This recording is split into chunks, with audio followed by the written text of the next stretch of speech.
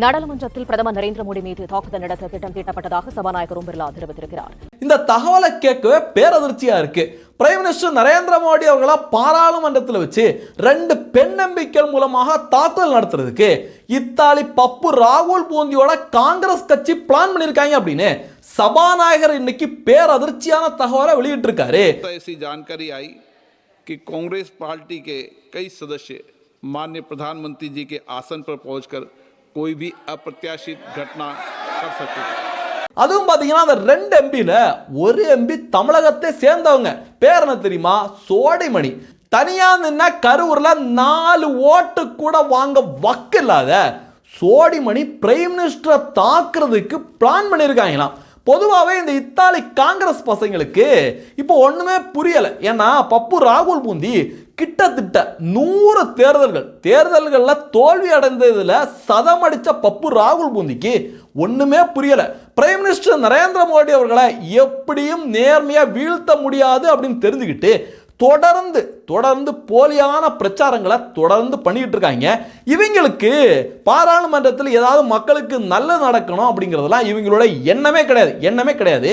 நீங்க நல்லா யோசிச்சு பாருங்களேன். போன வாட்டி இதே பப்பு ராகுல் பூந்தி நாடாளுமன்ற கூட்டத்தொடரில் என்ன பிரச்சனையை முன் வச்சாங்க? எஸ்ஐஆர் நடத்தக்கூடாது. எஸ்ஐஆர் மிகப்பெரிய பிரச்சனை. தேர்தலில் முறைகேடு நடந்திருக்கு. தேர்தல் ஆணையம் சரியில்லை அப்படின்னு போன வாட்டி முழுவதும் கூட்டத்தொடரை முடக்காங்க. ஃபுல் அண்ட் ஃபுல்லு கூச்சல் குழப்பம். மக்களுக்கான எந்த திட்டத்தையும் எந்த சட்டத்தையும் கொண்டு வர முடியல.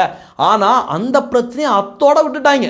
ஒரு பிரச்சனையில உனக்கு உண்மையிலேயே நாட்டம் இருந்தா நீ தொடர்ந்து அதுல வெற்றி பெற வரைக்கும், நீதிமன்றம் போய் வெற்றி பெற வரைக்கும், இல்ல நாடாளுமன்றத்தில் போராடி வெற்றி பெற வரைக்கும் உண்மையிலே நீ போராடுவே இல்லையா? ஆனா பப்பு ராகுல் பூந்தியை பொறுத்த அளவுக்கு சும்மா ஏதாவது ஒரு பிரச்சனை வச்சு நாடாளுமன்றத்தை முடக்கி மக்களோட வரி பணத்தை வீணடிக்கணும் அப்படிங்கிறதா இந்த பப்பு ராகுல் பூந்தியோட உண்மையான மனநிலை. ஏன்னா இவங்க என்னதான் போராட்டம் பண்ணாலும் என்னதான் கூப்பாடு போட்டாலும் மக்கள்கிட்ட அது செல்லுபடியே ஆகல. போன வாட்டி கூட நாடாளுமன்றத்தில் கூச்சல் குழப்பம் கூப்பாடு அப்படின்னு பயங்கரமான ஆர்ப்பாட்டம் பண்ணாங்க. ஆனா அதை தொடர்ந்து வந்த மகாராஷ்டிரா தேர்தலில் காங்கிரஸ் கட்சி மண்ணை கவியது. பப்பு ராகுல் பூந்திய மகாராஷ்டிரா மக்கள் ஓட அடிச்சு வரட்டினாங்க. அதுவும் பார்த்தீங்கன்னா அந்த பப்பு ராகுல் பூந்தியோட இண்டி கூட்டணி கட்சியினர் இருக்காங்களே, படுகேவலமானவங்க. நேற்று வரைக்கும் நாடாளுமன்றத்தில் என்ன தெரியுமா சொல்லிட்டு இருந்தாங்க? பிரைம் மினிஸ்டர் நரேந்திர மோடி அவர்கள் நாடாளுமன்றத்துக்கு வரணும், அவர் பேசணும் அப்படின்னு ஒரே கூச்சல், ஒரே கூப்பாடு, ஒரே கதறல். ஆனால் இன்னைக்கு பிரைம் மினிஸ்டர் நரேந்திர மோடி அவர்கள் ராஜ மரியாதையோட இன்னைக்கு பாராளுமன்றத்துக்குள்ள என்ட்ராயி அப்படியே ராஜ மரியாதையோட நடந்து வந்து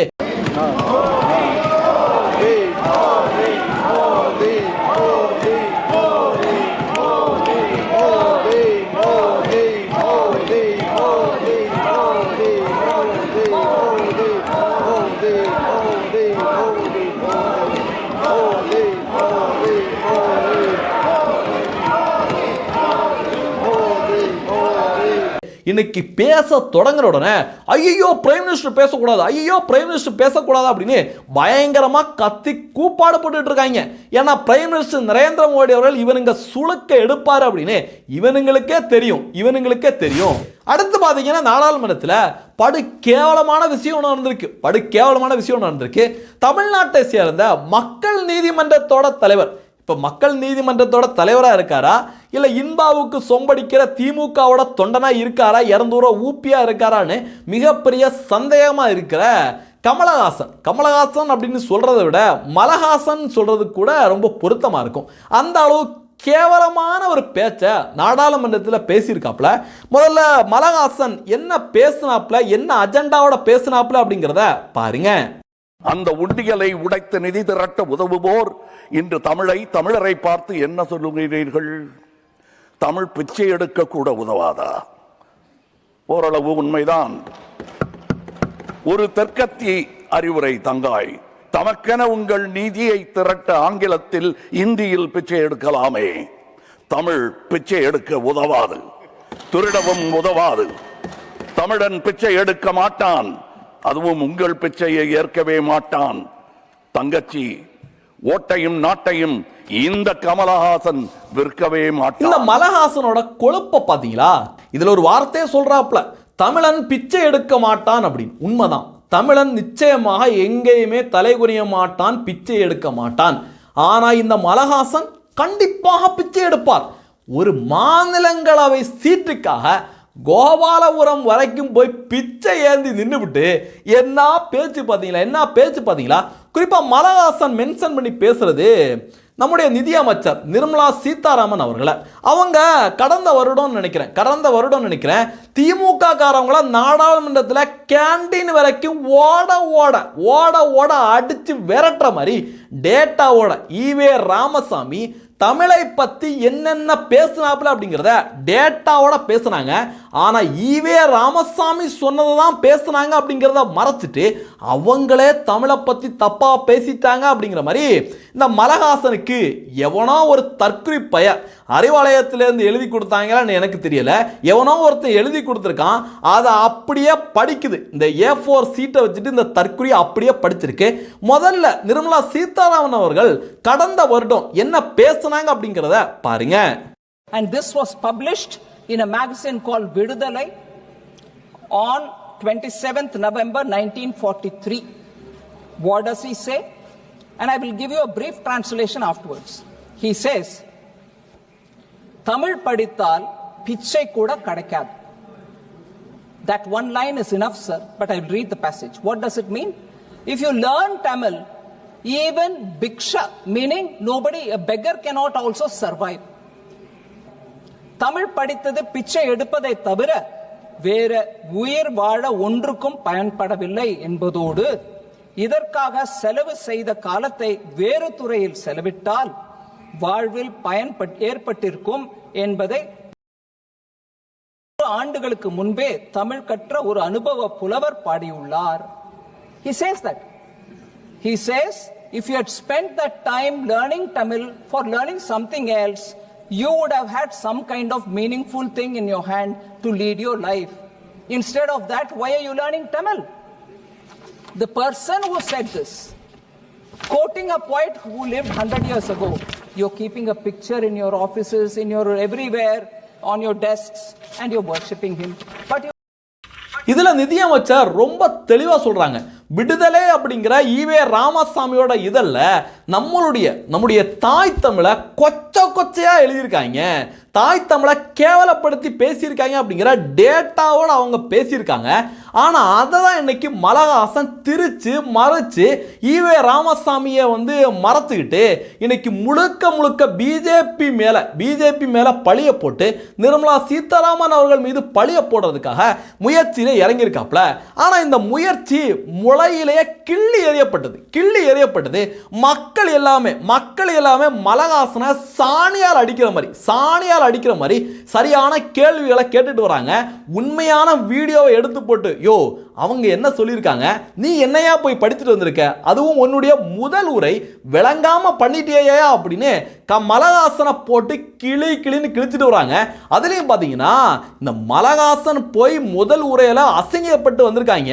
ஆனா மலஹாசனுக்கு தமிழ்நாட்டில் இருந்துகிட்டு ஐயோ மலஹாசன் இப்படி பண்ணிட்டாரு அப்படி பண்ணிட்டாருன்னு என்ன பில்டப் கொடுக்குறாங்க. ஒரு பத்திரிக்கை, ஒரு கேடுகட்ட பத்திரிக்கை ஒரு செய்தியை வெளியிட்டு இருக்கான், படிக்கிறேன் கேளுங்க.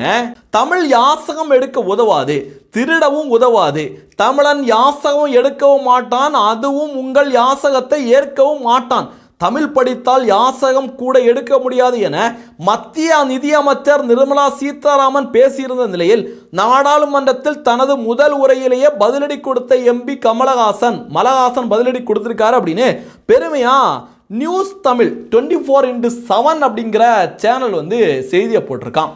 இந்த சேனலோட சீஃப் எடிட்டர் யார் தெரியுமா? நெல்சன் சேவியர் அப்படிங்கிற கொத்தடிமை, 200 கொத்தடிமை.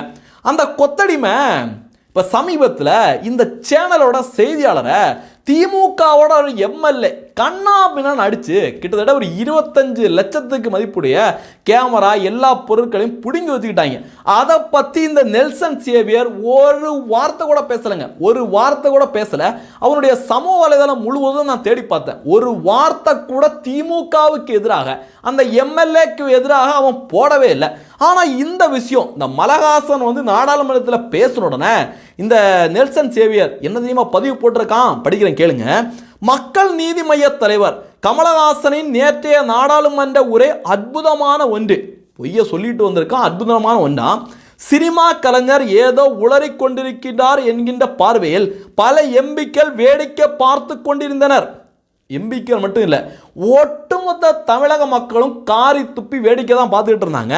அவர்களுக்கு ஒருபோதும் அவர் பேசியது புரிய போவதில்லை. ஏண்டா உண்மையை சொல்லு, உனக்கு புரிஞ்சுதா? முதல்ல உனக்கு புரிஞ்சுதா?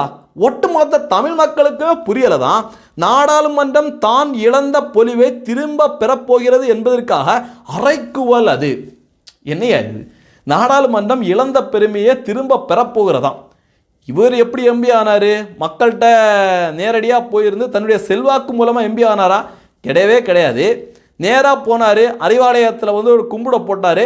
போன வாட்டி டிவியெல்லாம் உடைச்சேன் ஐயா, மன்னிச்சிருங்க ஐயா அப்படின்னு கும்பிட போட்டு, இன்பாவுக்கு ஒரு வணக்கத்தை போட்டு, கெஞ்சி கூப்பாடு போட்டு திருவோடு ஏந்தி எம்பி ஆகிட்டு அங்கே போய் பொய்யா பேசுனதுனால நாடாளுமன்றம் இழந்த பெருமையை வந்து மீட்டெடுக்க போதும். எதனால் பெருமை இழந்தது? திமுக காரங்க எல்லாம் எம்பி ஆகி போனதுனால பெருமை இழந்துருச்சா? என்னையா நெல்சன் சேவியர், முதல்ல உன்னுடைய பத்திரிகை துறையை சேர்ந்த, அதுவும் உன்னுடைய சேனலை சேர்ந்த ஒருத்தவனை திமுக எம்எல்ஏ அடிச்சு உரிச்சு போட்டிருக்கான். அதை பற்றி பேசுறதுக்கு வக்கில்ல. மலஹாசனுக்கு சொம்பு தூக்கிட்டு இருக்கான். இந்த சொம்பு தூக்கி அதுலேயும் பார்த்தீங்கன்னா, இந்த மலஹாசன் இப்படி பேசின உடனே இந்த சினேகன் அப்படின்னு மலஹாசனுக்கு ஒரு சொம்பு இருப்பான்ல, அவன் ஒரு வீடியோ போட்டான். ஐயோ, அதெல்லாம் பார்த்தீங்கன்னா கொடூரமாக இருக்கும், கொடூரமாக இருக்கும். நீங்களும் பாருங்க. அன்பு தலைவருக்கு வணக்கம். நேற்றைய மாலை பொழுது மகத்துவமான பொழுதாக இருந்தது. நேற்று நீங்கள் மாநிலங்களவையில் ஆற்றிய உரை என்பது வரலாற்று சிறப்புமிக்க உரை. அந்த உரையை கேட்ட நொடியிலிருந்து வியந்து போய் அந்த வியப்பிலிருந்து எழுபடாமலேயே கிடக்கிறேன். செத்துருங்கிறேன். நீ எல்லாம் எந்திரிச்சு என்ன பண்ண போற? மலஹாசன் பொய்யா பேசிட்டு வந்திருக்காப்ல, அதுக்கு முட்டு கொடுத்துட்டு அந்த வியப்புல நான் எந்திரிக்காம கிடக்கிறேன் அப்படின்னு. என்னையா இது? செத்துருங்கிறேன். நீ எல்லாம் எந்திரிச்சு என்ன பிரயோஜனம்? செத்துரு அப்படிங்கிற. அடுத்து பாருங்க, தேவேந்திரன் பழனிசாமி அப்படிங்கிற ஒரு கொத்தடிமை, கேட்டா பத்திரிகையாளர் அப்படின்னு வெளியில சொல்லுவாங்க. அந்த என்ன தெரியுமா பதிவு போட்டிருக்கான்? நாடாளுமன்றத்தில் கமல் களமாட ஆரம்பித்துள்ளார் அப்படின்னு. என்னையா இது? பொய்ய சொன்னதுக்கு பச்சையா பொய்ய சொல்லி கையங்களவமா பிடிச்சிட்டாங்க. எல்லா சைடும் நாலா பக்கத்து காரி துப்பிட்டு இருக்காங்க.